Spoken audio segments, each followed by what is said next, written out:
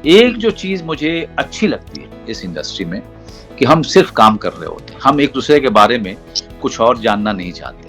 तुम कौन हो? तुम्हारी जात क्या है? तुम कहाँ से आए हो? तुम्हारी राय क्या है इस पॉलिटिक्स के बारे में? तुम्हारी राय क्या है इस सामाजिक आंदोलन के बारे में? तुम्हारी क्या राय है दिवाली के बाद? हम कोई एक-दूसरे की राय को से पूछते नहीं हैं। हम सिर्फ़ एक कोई अगर उत्सव हो भी गया, एक पार्टी रख भी दी गई कि भाई बहुत मेहनत किया है, चलो एक पार्टी कर रख देते हैं। तो सब आते हैं, पार्टी करते हैं, फिर अपने-अपने कमरे में भी चले जाते हैं। हमारे आज के मेहमान किसी तारुफ के मोहताज नहीं है। बहुत सक्सेसफुल एक्टर और बहुत ही प्यारे इंसान, बहुत गहरे इंसान। और मजेदार बात यह है कि उनकी कॉमिक टाइमिंग जो है परफेक्ट है। खूब हंसते हैं, खूब हंसाते हैं। लेकिन और अब मैं उम्मीद करती हूँ कि उन्हें एक कॉमेडी फिल्म मिले ताकि हम उनकी ये अदाएं भी देख सकें। A very very warm welcome Manoj Bajpayee जी। नमस्कार जी, नमस्कार, नमस्कार।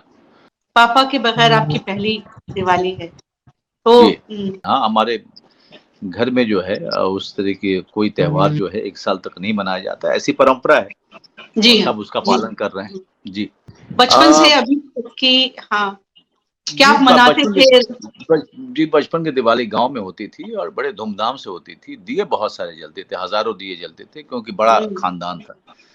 जी। और अच्छे नए कपड़े पहनना और नए कपड़े के लिए कई महीने से इंतज़ार करना और सबसे दिवाली जैसे आप लोगों में ईदी होती है वैसे ही दिवाली में हम लोगों को दिवाली के पैसे मिलते थे। अच्छा। तो ये सब और अच्छे-अच्छे खाना खाने की चाह फिर पटाखे यही सारी चीज़ें थी जो किसी भी आदमी के बचपन से अलग नहीं है। बिल्कुल। हमारा भी बचपन कुछ वैसा ही था। जी। ये है कि गाँव गाँव वगैरह में त्योहार जो है बड़े धूमधाम से मनाए जाते हैं।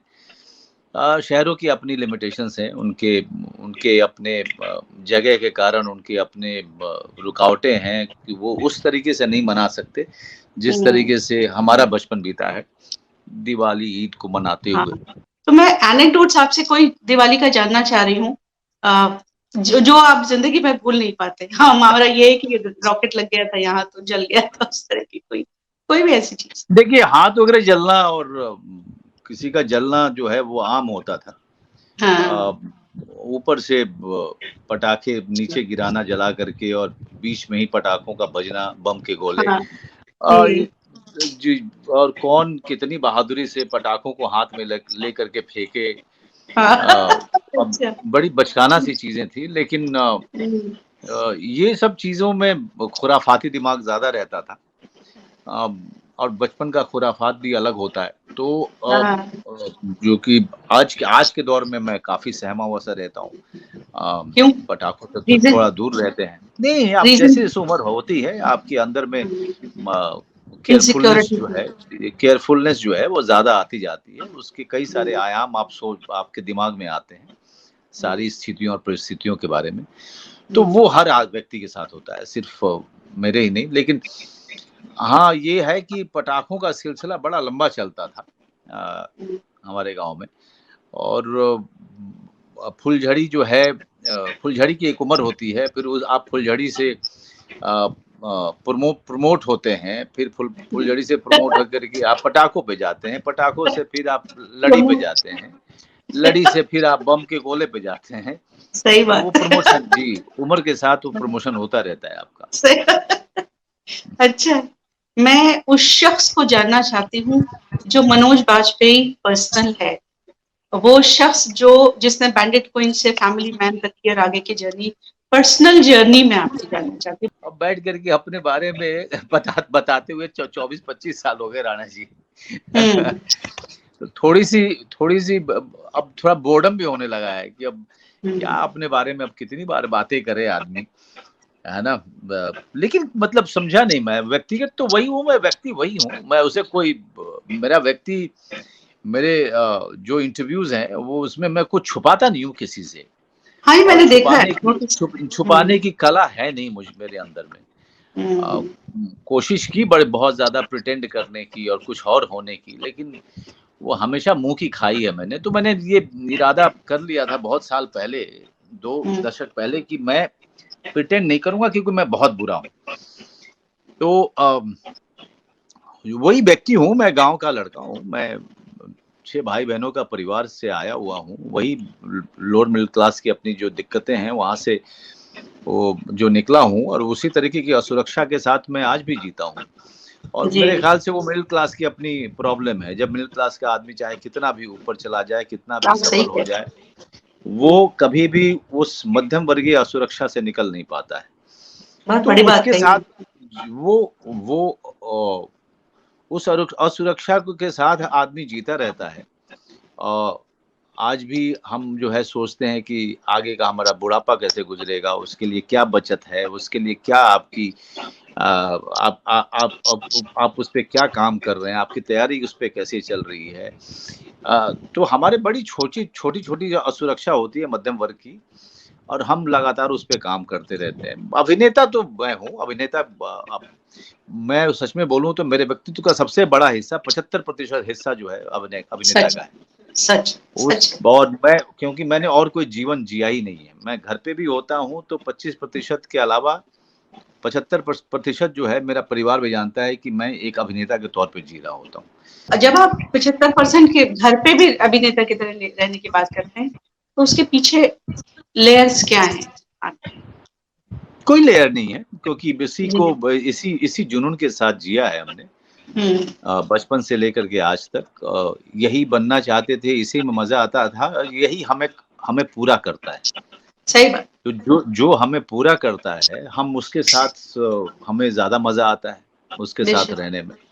जी, जी। वो जो जो हमारे व्यक्तित्व का पूरे तरीके से डिफाइन करता है, एक्सप्लेन करता है, हम उसी के साथ ज़्यादा रहना चाहते हैं। जो बाकी के जो 25-30 प्रतिशत है, वो हमारा परिवार हम उसको पूरा हुँ, करता है। जी, लेकिन चूँकि मैं बचपन से ही यही करना चाहता था और यही किया, तो मुझे इसके अलावा कुछ समझ नहीं आता है कि मैं क्या समझ करूँ? बहुत जी। अच्छी बात। जी, जी। ज़ाहिर है वही वाली बात है, मुक्ति बोध कहते हैं ना, कि जहाँ मेरा हृदय हृदय है, वही मेरी कामयाबी है। तो वो जी। सारी चीज़ें आपका सारा जी, जी। ज़िंदगी। तो बैंडिट क्वीन से फैमिली मैन, आपको लगता है कि फ़िल्में कुछ भी आपने उसको हमेशा बहुत खुल के कहा है कि मैं कभी सुपरस्टार नहीं था, लेकिन मैं बहुत अच्छा एक्टर था और मुझे एक्टर के तौर पर ही लिया गया। आपको लगता है कि फैमिली मैन के साथ आपकी एक तरह से री एंट्री हो गई है, और जो सो कॉल्ड एक्टर और स्टार का जो एक डिफरेंस, एक लाइन खींची हुई है, उसको आपने खत्म कर दिया, धूमिल कर दिया। You have become superstar of internet also. क्या आपको ऐसा महसूस कभी होता है? लोग आपको ऐसा कहते हैं? मतलब मैं पढ़ता रहता हूँ जी। क्योंकि मुझे लगता है कि सुपरस्टार ज़रूरत एक्टर की नहीं होती है। मतलब ख़ास करके मेरे जैसे एक्टर, सुपरस्टार हुँ, पत्रकारिता को चाहिए। सही बात। पत्रकार वर्ग को चाहिए। जी। अ, सुपरस्टार मुझे नहीं, वो जो तमगा है, और बड़े हुँ, मैं ईमानदारी से इस बात को कर रहा हूँ, कोई बहुत ह्यूमिलिटी नहीं अच्छी है बात इसमें। है। बहुत अच्छी बात क्योंकि कही। वो तमगा मुझे नहीं चाहिए। वो मैं हुँ, हमेशा कहता हूँ कि अगर आपको तमगा देने की ही बहुत ज़्यादा आवश्यकता है, क्योंकि वो लिखने में बड़ा अच्छा लगता है। हुँ, वो हेडलाइन जो है बड़ा अच्छा बनाता है। हुँ, लेकिन चूँकि मैंने पूरा अभिनय का अपना पूरा समय बिना कोई स्टारडम के जिया है, तो मुझे पता नहीं है कि वो स्टारडम होता क्या है। क्या बात! जब मुझे वो पता नहीं है, और जब मैं दूर से देखता हूँ लोगों को चीखते पुकारते हुए किसी एक स्टार के पीछे भागते हुए, तो मुझे लगता हाँ, है हुँ, कि मैं शायद खुश हूँ अपने जीवन में, और हमेशा खुश रहा हूँ कि मैं अच्छे काम और अभिनय से जुड़े हुए ही कैरेक्टर्स और चरित्र के पीछे, और डायरेक्टर के पीछे मैं भागता रहा हूँ।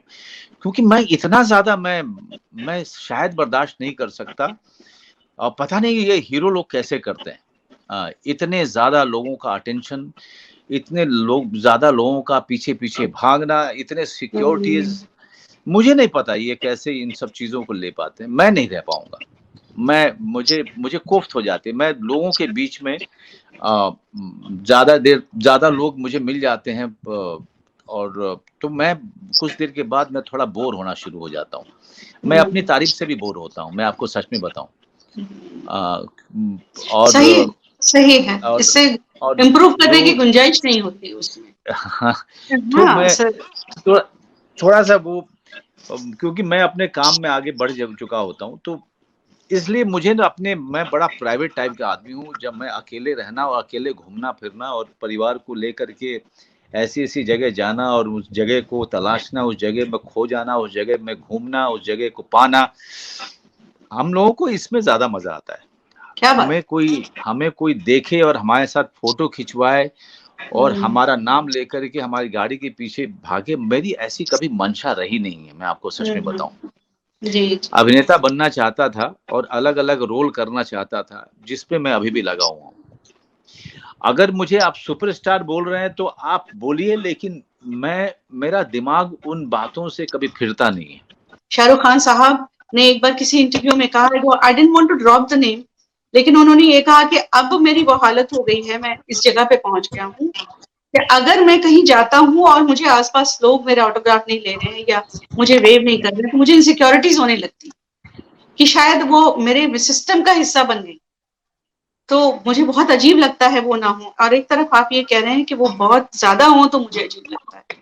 नहीं, तो क्योंकि देखिए मैं उसमें अंतर है, क्योंकि मैंने अपनी पूरी जवानी संघर्ष करते हुए और अभिनय पे काम करते हुए गुज़ारी है। जी जी जी मैंने जी बहुत साल और अभी कुछ सालों पहले तक मैंने जी। उस तरह से गुज़ारी है कि मैं अभिनय पे काम करता रहा। लोग पहले नहीं थे जो ऑटोग्राफ लेते थे, फिर बाद में लोग हुए, फिर उससे ज़्यादा लोग हुए, फिर उससे थोड़े ज़्यादा हुए। हम्म, लेकिन हमने हम उस हम उसके आदी इसलिए भी नहीं हुए क्योंकि हमारे पीछे शाहरुख खान की तरह कोई आया नहीं शुरू हमारी जवानी से। तो अब हम इसके आदी हो चुके हैं, जो हमने जिया है। कंफर्ट जोन है। अब हम उसके अलावा और कुछ नहीं जानते हैं। अब अचानक 50 की उम्र में अचानक से 100 लोग हमारे ऊपर चढ़ना शुरू करेंगे तो हमें बड़ा अजीब लगेगा। हाँ हमें नहीं। लगेगा कि भाई हमें ये नहीं चाहिए, क्योंकि हम इसके आदी रहे नहीं हैं। वो 25 की उम्र से और 50 तक अगर ऐसा होता तो आदी हो चुके होते। हमारे साथ कभी हुआ नहीं है। और हमने कभी हमारी कभी ऐसी मंशा भी नहीं थी, मैं ये भी कहूँगा। क्योंकि मैं हाँ, एक अभिनेता के तौर पे जीना चाहता था। मैं एक स्टार के तौर पे कभी नहीं जीना चाहता था। क्या बात। स्टार के तौर पे जो लोगों को मिलता है वो मुझे ज़रूर चाहिए था कि अभिनेता के तौर पे मैं वो मकाम हासिल करूँ कि मुझे वो मिले कि मैं उसके कम्फर्ट जो उसको मिलती है, जो उसको मेहनताना मिलती है, उससे थोड़ा कम ही मिले लेकिन मिल जाए हमको उसके लिए मशक्कत नहीं करनी पड़े। तो वो जो कुछ एक एस्पेक्ट होते हैं स्टारडम के, जो मुझे हम सबको चाहिए सबको और आज चाहिए। भी जी। चाहिए कि जब भाई हमें हम्म, हमें बोलना नहीं पड़े, हम बहुत मेहनत करते हैं यार, बेशक। हमारे साथ कोई बार्गेनिंग नहीं करे। और अ, लेकिन जो हमारे ऊपर हम 50,000 लोग हमारे पीछे हमारी गाड़ी के पीछे भागे, ऐसी कोई मंशा कभी रही नहीं है। जी और जी अब तो जी। क्योंकि कभी जीवन में मिला नहीं, इसलिए कभी आदी भी नहीं रहे उसके। तो ये superstar of OTT, superstar of digital medium, वो मुझे लगता है कि more than anybody, the world of journalism needs it. They need somebody. uh, probably. हाँ, they need somebody to write about, they need somebody to put on the cover.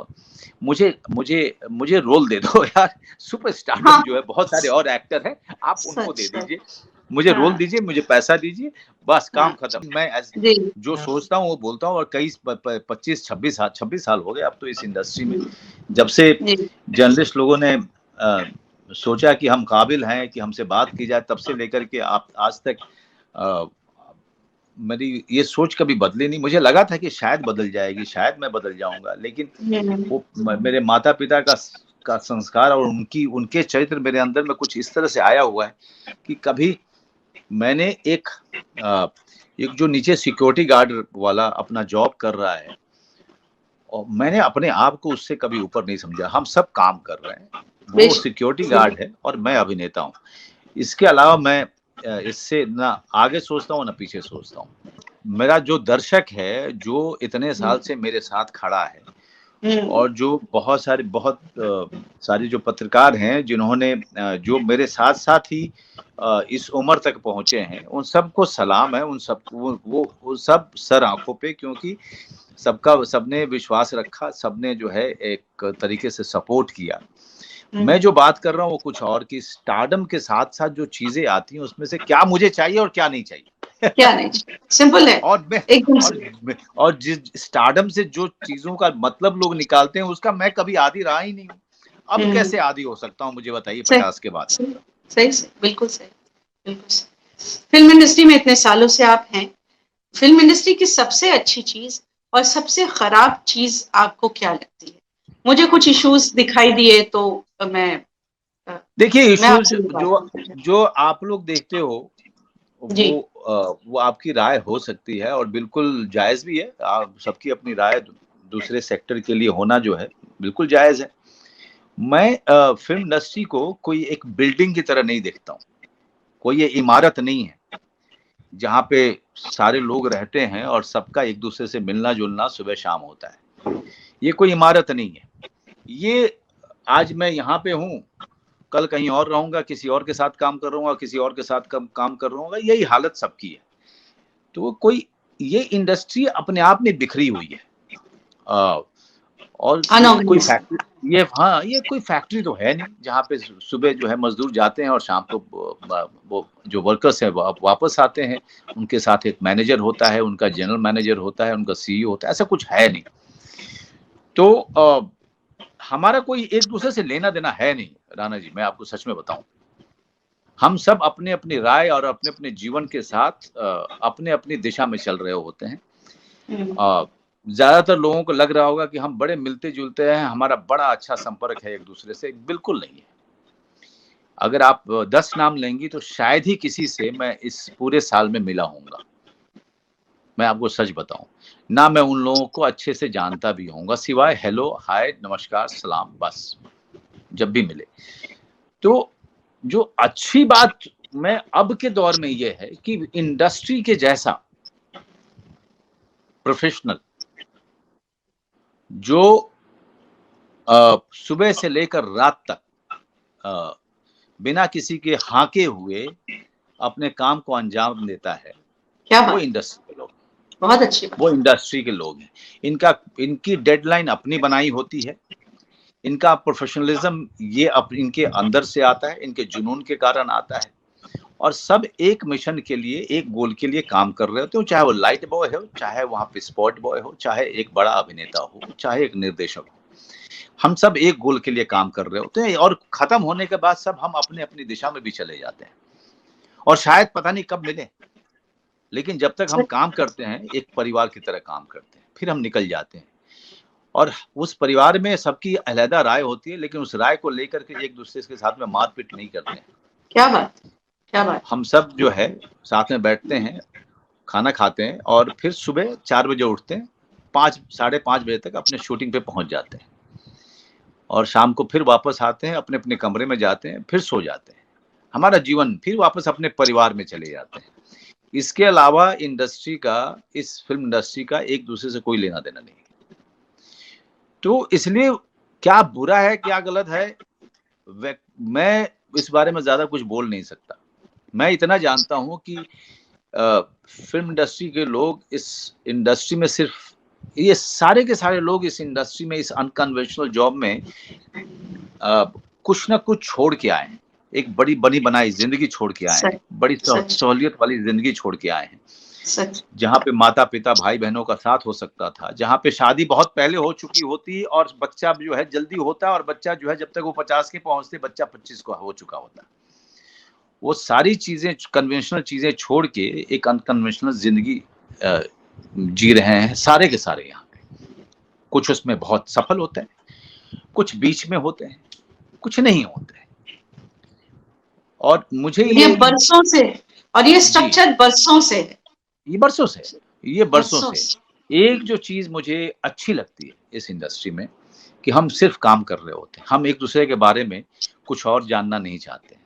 क्या बात, कि तुम कौन हो, तुम्हारी जात क्या है, तुम कहाँ से आए हो, तुम्हारी राय क्या है इस पॉलिटिक्स के बारे में, तुम्हारी राय क्या है इस सामाजिक आंदोलन के बारे में, तुम्हारी क्या राय है दिवाली के बारे। हम कोई एक दूसरे की राय को से पूछते नहीं है।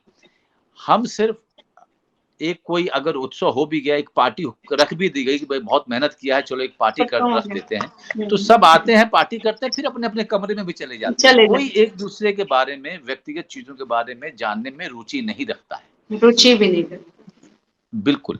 और वो बहुत ही कमाल की चीज लगती है मुझे कि एक दूसरे के प्राइवेसी को बड़ी कदर की जाती है यहाँ पे। बहुत अच्छी। और हर कोई एक ही गोल के लिए काम कर रहा होता है, जो कि बड़ी कमाल, बिना किसी के हाके हुए।